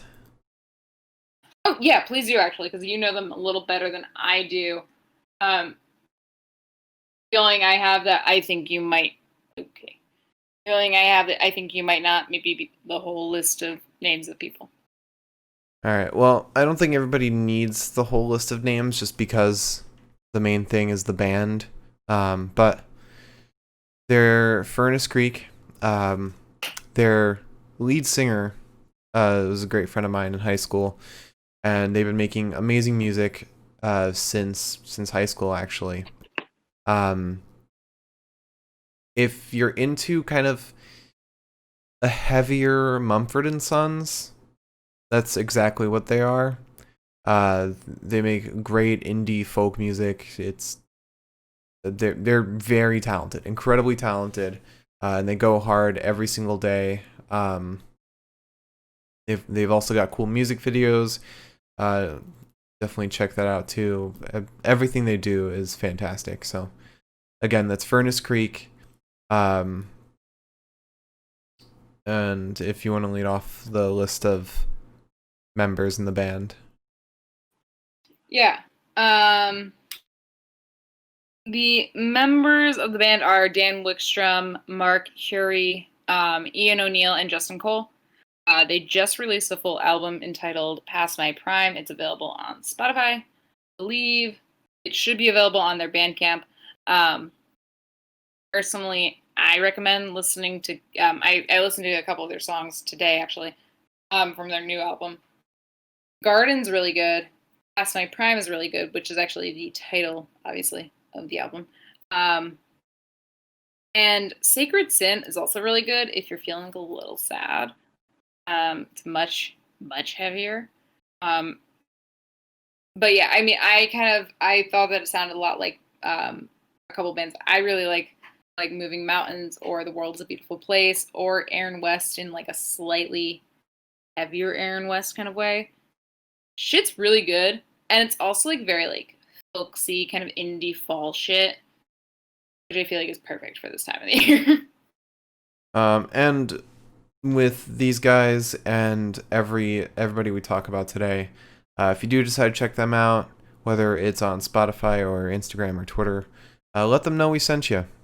Let them know we send our regards. I ideally say Mark and Liz from the sent you. Pinfall podcast. Because I don't know if they're going to know what the Pinfall podcast is. But our last promo might. Yeah. But yeah. I highly recommend checking them out, especially now during the fall times. So best of the night? Please, let's do best of the night. I haven't been changing any of my fucking signs.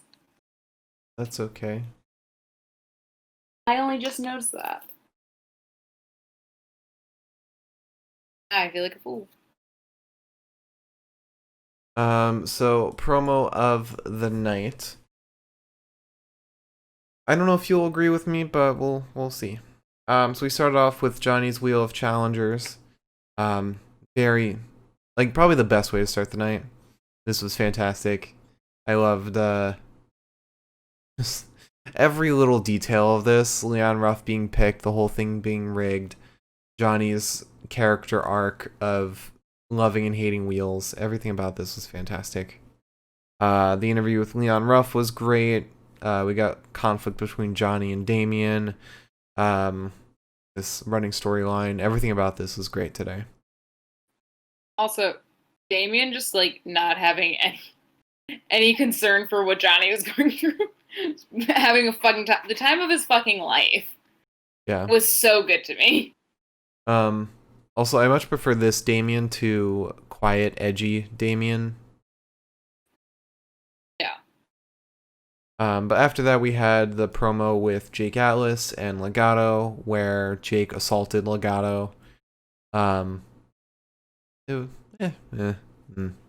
didn't like it.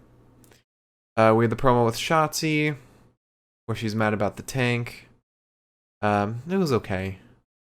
Then we had the mysterious-ass promo, I guess it's now a promo, where Raquel's supposed to fight Zaya. Boa comes out, and we have the whole thing with the dragon and the letter and the symbol. This was so cool, okay?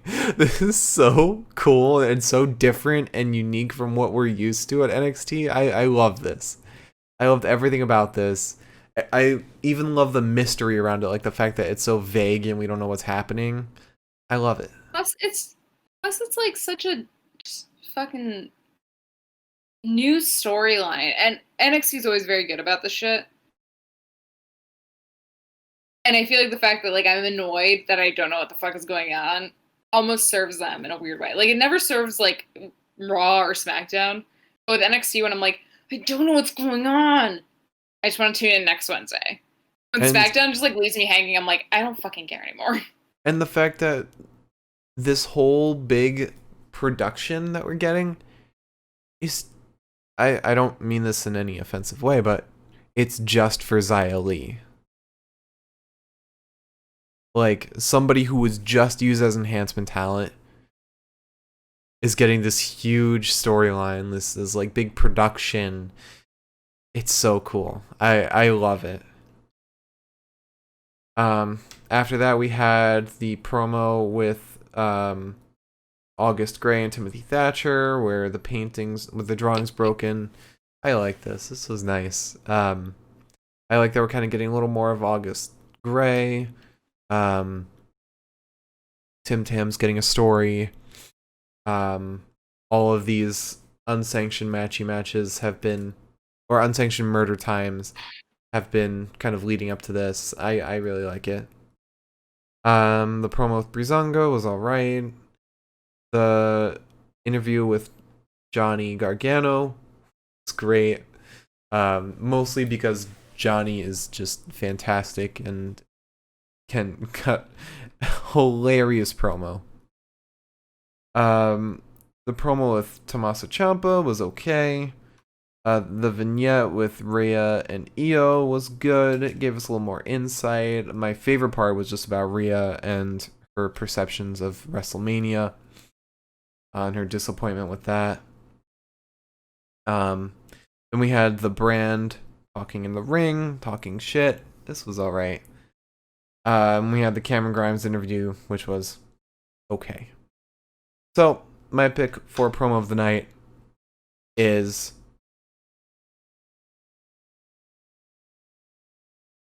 I don't even know what to name this one. Raquel Gonzalez beats up Boa, and then the Dragon Man appears with the letter. Yeah, I'll go with it. Because, like, now, like, Boa's also receiving letters. Yeah. And I like that. And we now see who the letters are coming from? I guess. Are they, like, death letters? Like, is Boa now going to be like, I need to fight so-and-so. I desperately need to fight so-and-so. I don't know. I want something good to come of this, because, like, with Zaya having gotten kind of fucked over by NXT, like, recently, hoping something good happens here. Yeah. But now going on to Wrestler of the Night. We started off with Johnny Gargano versus Leon Ruff. And I can't deny, my pick here is Leon Ruff. He was great. Not only was his fighting fantastic, but his just overall enthusiasm and just being so excited that this is his first title match. It was so wonderful. I loved him here. Wasn't a thing I could point out that was wrong. Then we had Santos versus Jake. I picked Jake just because I'm not so excited about Santos' wrestling, but Jake had so many messy moments. Jake has such a great arsenal of moves, but today just wasn't his day. Then we had Candice LeRae versus Toni Storm. I picked Candice. This wasn't a very exciting match at all from either wrestler, so I don't want to give it to anybody here, but I think Candice was the better of the two. Then we had Timothy Thatcher versus Dexter Lumis. I picked Dexter. Dexter has incredible character, incredible storytelling in his moves, in his expressions, everything. His character shines really well in his wrestling style. And his wrestling style is just really great in general. It's really fun to watch. And the way he sold the arm injury, I think, really helped him. Whether it was real or fake, it added a lot to the fight, and the way he sold it. Fake. Yeah, but the way he sold it just looked great. It was very realistic too, like having to walk away for a second, shake it off, and then just get right back to it. Yeah, I loved it. I love Dexter, especially today. And then last but not least, we have Breezango versus Oney and Danny. My pick's Fandango. Fandango is constantly a very fun wrestler to watch. His moves are always super like athletic or acrobatic and fun and just like so impressive. I wish he would have a little more character, like pizzazz, like he did when he was on SmackDown, or when they were the Fashion Police. I think he's kind of lost a lot of that pizzazz with his character, but hopefully that picks up soon. And so, with all that said, my pick for Wrestler of the Night for NXT on 11/11/20 is Dexter Lumis.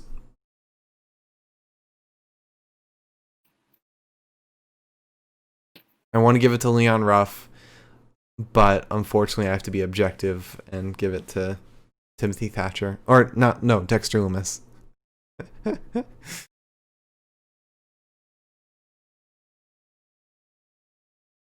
That's my boy. I was so sad to have to watch my two boys fight tonight, but like, it's my boy, my lad. And like, Dexter was in tip-top Dexter form tonight, which I really liked. Yeah. I mean, you have to be when you're like old. When you're wrestling Timothy Thatcher, you have to be. And what a good opponent for him too, honestly. Yeah. Because Dexter's pretty submission based, and so is Tim. But like the one perk of Dexter is that Dexter has a little more entertainment wrestling in him too. He's very Johnny Gargano. He's very Finn Balor in the sense that like he's good at the submission holds, and also like he's gonna drop kick your ass if you're standing still for too long. Mm-hmm. I really love watching him. I haven't gotten tired of watching him. I don't think I ever will unless he gets called up to the main roster. This match was probably my dream match. As far as like wrestlers go, this was probably as good as it's going to get. Mm-hmm. So, moving on to match of the night. We start off with Johnny Gargano versus Leon Ruff in the greatest upset in the history of the WWE. This match was fantastic. Not only in just that it was a huge upset, but also Leon Ruff was great. Johnny was great. Damien's appearance was great, and his reaction to Leon winning was fantastic. Just how excited he was. Leon was so excited. Everything about this match was just so great. And I'm excited to see where it leads Leon, where it leads Johnny. It definitely has to knock Johnny down a few pegs. For it to, like, because of how the result went, it has to knock down Johnny a few pegs. And then after that, we had Santos Escobar versus Jake Atlas.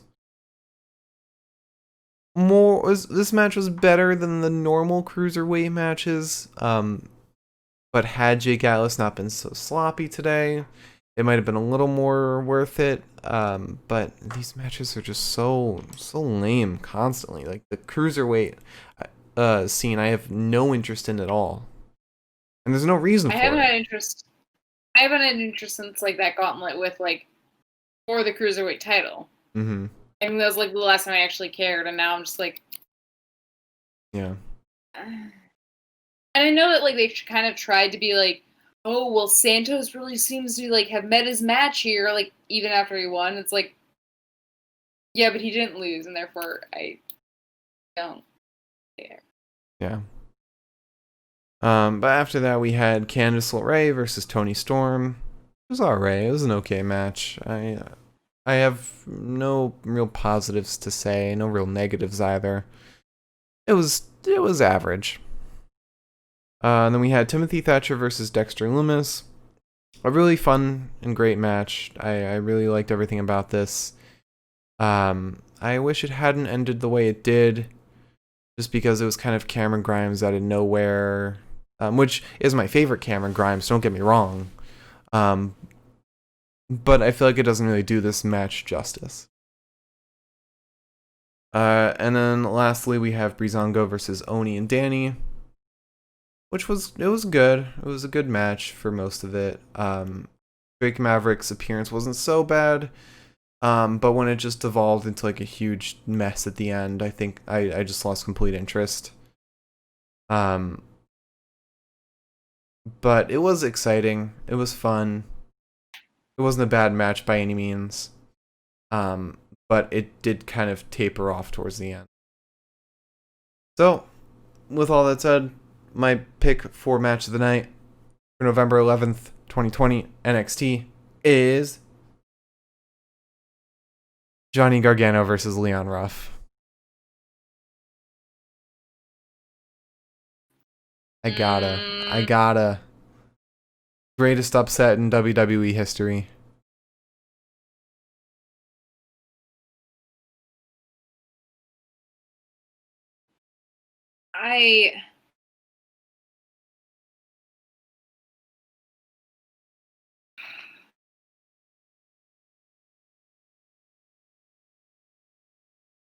Fine.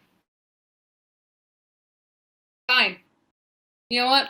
The only reason I'm saying fine with this is because this was a ridiculous ending, and I loved that. Mm-hmm. We don't usually get ridiculous endings that like I can sit back and be like, yeah, this was worth it.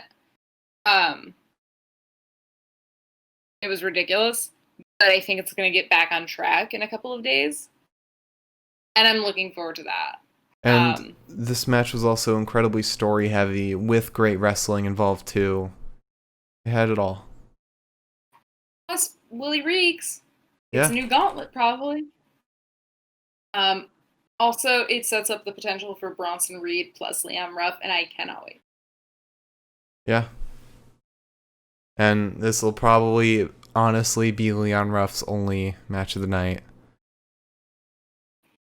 Maybe they've been giving this dude more of a push than I've seen with like main roster wrestlers. So I saw a suggestion on Reddit that was like, maybe the match was supposed to end a different way, but Johnny just didn't kick out.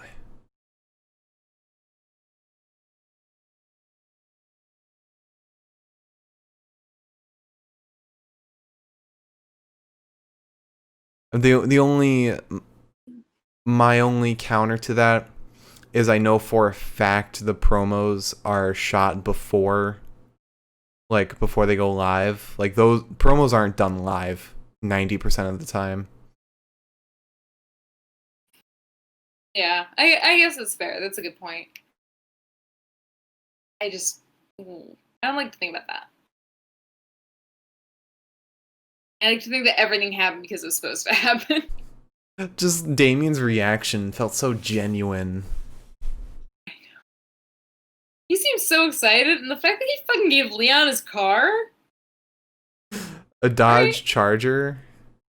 Gray Dodge Charger. In case anyone wants to steal Damien Priest's car, it's a gray Dodge Charger. Just go to the Performance Center, I guess. It's probably riddled with COVID. Yeah, no. I mean, if you're going to go in there, go in with a hazmat suit. 2. Yeah. Double. What is it called? Double wrap. Double bag it. Yeah. Alright, so to run it back, our promo of the night, a delivery to Boa. Wrestler of the night, Dexter Lumis. Match of the night, Johnny Gargano versus Leon Ruff. God bless you, Leon. God bless you. Alright. Especially if Bronson comes knocking on your door. So, last promo for tonight. Last promo. Yeah. We'll do our last promo, and then we will sign the fuck off so Elizabeth can shower, because she's disgusting. I'm fine. All right. So, our last and final promo for November's promo show is the following. It is for a band called The Playoffs. This is my darling friend Owen's band, based out of Brooklyn, New York. This is the one band I'm going to tell you right now. I don't know anyone else's name. I just know Owen's. Owen and I have been friends for 5 years, maybe. He's an incredibly talented guitar player. Would 100% only recommend this if you are of the mindset that it's probably cool that Biden won. If you are not of that mindset, you might not want to check them out. That's just my opinion. I enjoy their music. You might not. But they're it's a very punk band, and not in like the Sid Vicious kind of way, but like very garage punky, kind of surf punky music. Super fun to listen to, super hyped up. Their new EP, which is available on Bandcamp, and if you can't see this link, Mark obviously will make it available to you. And I can only find this link for them. I don't know if there's more, but the Bandcamp obviously is the easiest way for you to get their music and listen to their music. So, but they have a new EP, and it is called Donald Trump is a Fascist, which I think is incredibly appropriate at this time. It has 2 songs, and you can buy it for $2, which I think is worth it. The first one is a fast-paced song called Donald Trump is a Fascist. It's hard not to agree with it. It name drops about every person in the GOP. That sucks. So if you're feeling mad about the current political sphere up until January 20th, good song for you. And then there's a slightly more laid-back song on this EP called Check Cash and Corp, which I really like. It's a slightly easier listen, I guess. It's just very boppy, which Owen might kick my ass for saying that, but it's really good music. It kind of like, you feel like doing shit after listening to it. I 100% recommend checking it out, especially if that is your scene, especially since it's very politically minded. 100% check this shit out. It's very fun to listen to. And since I can only find 2 of their songs right now, very easy to get into. Because this is only one link, I will actually shout out the link itself. Their Bandcamp link is playoffs. Already fucking it up. playoffsnyc.bandcamp.com. That's PLAYOFFSNYC.com. No, it's not. I'm so bad at reading signs. Don't sigh at me. Let me try this one more time. I'm texting Owen right now, so it's fine. I'll respect it one way or the other. But it is PLAYOFFSNYC.bandcamp.com. 100% recommend checking it out. Music's so fucking good. Very fun. If you're not a conservative, you'll probably enjoy it. So, here you go.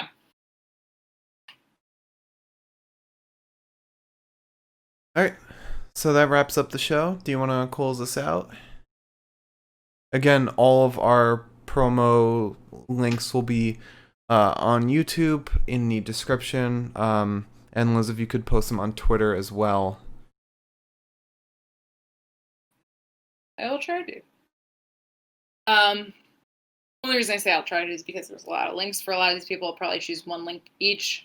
If we're going through Twitter, I'll try to do everyone's Twitter. I'm just going to do one link each on YouTube as well. I'll find out which one specifically, but yeah. So, if you tuned in tonight, thank you for watching. We really appreciate it. We love watching with other people, or we love doing this for other people while they're in the room, so to speak. We also love interacting with others, so please feel free to comment, talk to us. And if you're watching in the future, hope you're having a good day. Big shout out to you, Milam. I think Milam said that he just got around to the NXT episode from last week, so we'll see this one day.